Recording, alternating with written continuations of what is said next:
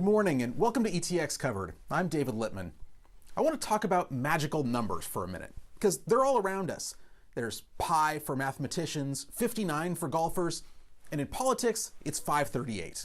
And with the release of the first set of census data, we know how the 538 electoral votes and seats in Congress will be divided for the next decade. Texas picked up 2 more spots in the House, more than any other state. So let's dig into the new census numbers and how redistricting will unfold. Joining us now is Dr. Kenneth Wink, a professor of public administration at UT Tyler. So Professor Wink, the early estimates showed Texas getting 3 more seats. So what do you make of the fact that it only picked up 2? Well, it did surprise me a little bit. The Census Bureau doesn't just do one census. They estimate really over the 10 years what is really happening, but an estimate is only that. It's only an estimate. So the thinking was back in the fall that Texas had gained enough population that it would probably get 3 seats. But when the actual numbers came in, it was a little lower than what we had expected. I think what happened is a number of states with large Hispanic populations have probably undercounted their Hispanic population a little bit. The same thing happened in Florida. They were expected to get 2 seats and are only going to get 1. So it is a problem. There's some things that the government can do about it, but at the end of the day, people have to turn in their census forms. So I suspect that is the reason why we are not gaining 3, but only 2. But still, gaining 2, we're the big winners this year. How much additional influence will Texas have in Congress getting those 2 extra seats? Will it make a difference? Well, it will make some difference. You know, you'd rather be gaining seats than losing seats. And it's important to remember that there are only 435 members of the House. So it's a zero-sum game. You either win seats or you stay the same or you lose seats. And so we gained 2 seats, and that was at the expense of other states, California, New York, Illinois, West Virginia, and I think 2 or 3 other states lost a seat. So we are gaining influence at the expense of those states that are losing seats. And then we get the 2 extra electoral votes as well, but traditionally Texas hasn't been a hotbed of activity during the presidential elections. So are 2 more votes enough to change that? Probably not. The real key in my way of thinking is how close the elections tend to be. So for instance, when you look at California with all those 50 plus electoral votes, and then you look at Texas, but the elections aren't very close. Think about it like this. I don't remember exactly what the gap was between Trump and Biden, maybe 6%. Yet Biden won the popular vote across the country.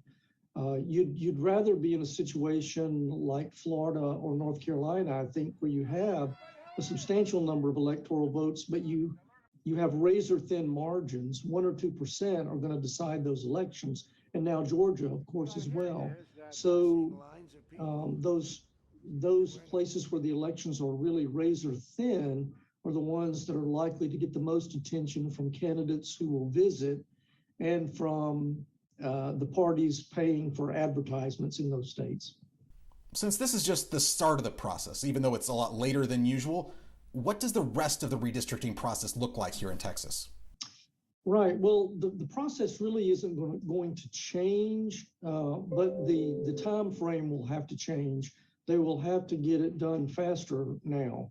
So there are 2 committees in the legislature that begin the process, and then the redistricting bill passes like any other bill. So ideally, you would have the redistricting plan approved by the House and the Senate, signed into law by the governor, and that would be the end of it.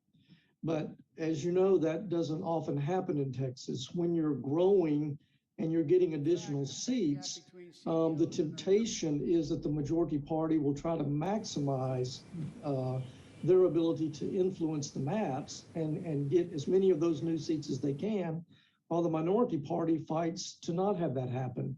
And then again, you also have to abide by the law in terms of not fracturing or watering down minority votes either. So it is a complex scheme, but if the legislature can't solve it, Then we have a legislative redistricting board that is made up of 5 officials. I believe it's the governor, the lieutenant governor, the comptroller, the public lands commissioner, and the speaker of the House that comes up with a plan. All 5 of those people, I will remind you, are Republicans. And if they aren't able to do it, then the courts come in to do it. So it's a complicated thing, but we just don't have a lot of time. Probably we're not even going to get started until the fall, and it will take a special session to do that. And then the primaries are in the spring. So the time frame is really truncated, and the legislature and those directly involved will have to move quickly. So do you have any sense yet of how or if East Texas will be affected? You can only speculate. I think there is a possibility. Because all of these districts have to be almost exactly the same in terms of population, the new districts usually are created in areas of the state where the population is growing the fastest. And that really narrows it down to 3 areas. So we're talking about 2 new seats in 3 areas of the state. The 4, I think you can't really do it unless you create another one in the Dallas-Fort Worth area. So the 4th goes down I-30, I should say, running west to east, starting in Dallas and going to Texarkana and all the way up to Oklahoma. It's mostly a rural district, but that district could be affected by the new redistricting, and so could the 5th, which basically starts in Mesquite and then runs southeast almost to Lufkin and is to the west of Tyler, and it includes Athens, by the way.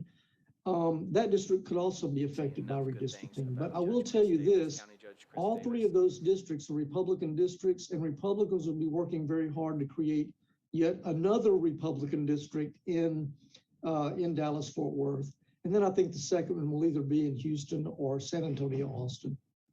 And what do you think the new census numbers will mean for the overall partisan landscape of the country?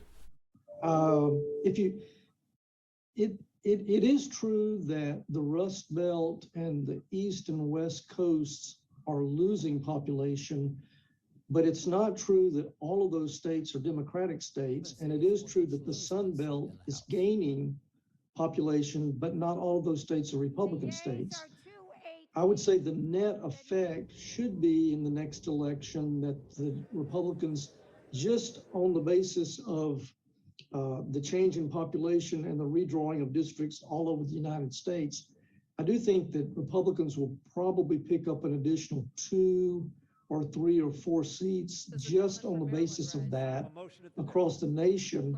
And we can certainly say, looking at the electoral vote, that Biden would have lost 3 electoral votes and Trump would have gained 3 electoral votes if those rules had been in place in 2020. So that's not a big difference, but it is a slight difference, both of those in favor of the Republicans. Professor Wink, thank you very much for joining us this morning. My pleasure. Enjoyed it.